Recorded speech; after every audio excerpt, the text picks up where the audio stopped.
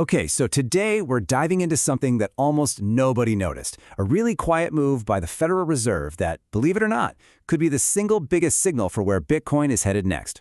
Let's get right into it. Everything really hinges on one specific day, December 1st, 2025. On that day, the Federal Reserve, the U.S. central bank, it just quietly flipped a switch on the entire financial system.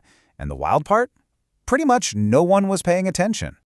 I mean, there was no big press conference, no breaking news alerts on your phone, nothing.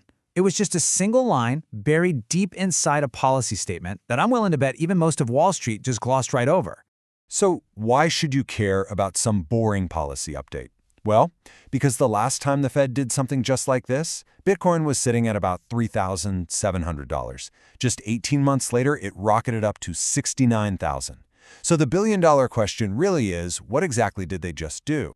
All right, let's break down the mechanics of this thing. For the last few years, the Fed basically had the financial spigot turned off. They were actively draining money from the system. But now, they've just twisted it back open, even if they're trying to call the water something different this time. Okay, so from the middle of 2022 all the way to the end of 2025, the Fed was running this program called quantitative tightening, or QT for short. Its whole purpose was to drain cash, what we call liquidity, out of the economy. But on December 1st, that just stopped, and it was replaced with something called reserve management purchases.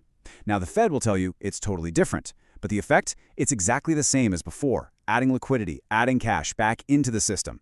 It is, for all intents and purposes, a return to money printing.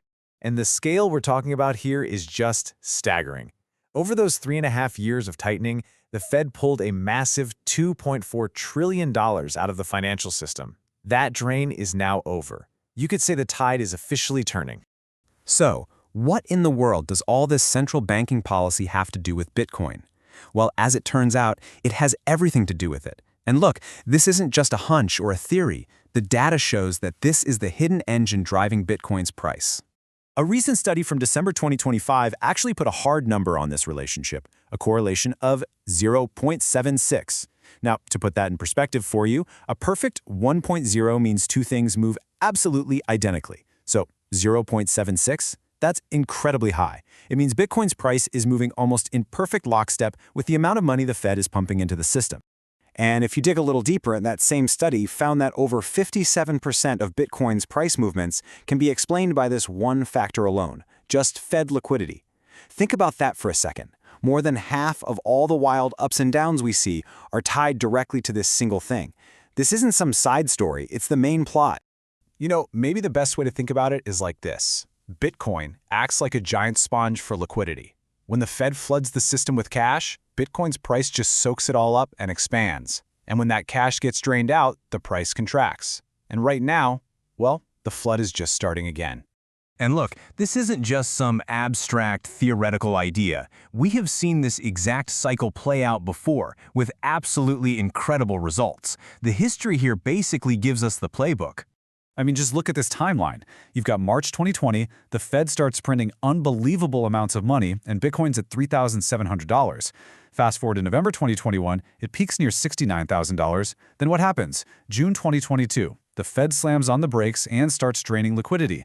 And what happens next? Bitcoin collapses all the way down to a low of $15,500. The connection, it couldn't be clearer. When you put the numbers side by side, it's stark. The QE pump led to a 1,700% gain, an absolutely life-changing run-up. The QT dump that followed, a painful 77% loss. It's a clear cause and effect relationship, and it works like a charm in both directions. It all boils down to this one simple, incredibly powerful pattern. Fed prints, Bitcoin pumps. Fed drains, Bitcoin dumps. That was the huge lesson from the last cycle. And remember, as of December 1st, the draining has officially stopped. So, if this signal is so obvious, so clear, why isn't everybody talking about it? The answer is actually pretty simple. Most people are completely and utterly distracted by all the noise. Right now, if you look at the market, it is just gripped by fear. You see these popular indicators, like the Fear and Greed Index, and they're sitting deep in the extreme fear zone. People are panicking about every little daily price move, every bit of news about ETF flows. And this is the key distinction you have to make. All that stuff, the fear, the daily news headlines, the price corrections, that's all noise. It's chaotic, it's emotional, and it's backward-looking. The signal, the thing that actually predicts the larger trend, is the direction of Fed liquidity. And here's why that difference is so critical. Liquidity is what we call a leading indicator. It tells you where money is probably going to flow before it actually gets there. Fear, on the other hand, is a lagging indicator. It only confirms what has already happened. So focusing on fear is kind of like trying to drive a car forward while only looking in the rearview mirror. So while so many people are distracted by the day-to-day noise, some of the biggest, smartest players in finance are positioning themselves based on this very clear liquidity signal. So what is the so-called smart money doing right now? Well, Bank of America is forecasting over $500 billion in new liquidity hitting the system. JP Morgan is busy building new Bitcoin-linked products for their clients. You've got Michael Saylor buying up millions more while everyone else is panic selling. And maybe biggest of all, BlackRock's CEO, Larry Fink, has openly confirmed that entire countries are getting ready to buy. They are not watching the daily fear, they are watching the Fed. So this is really the simple two-step cycle to understand.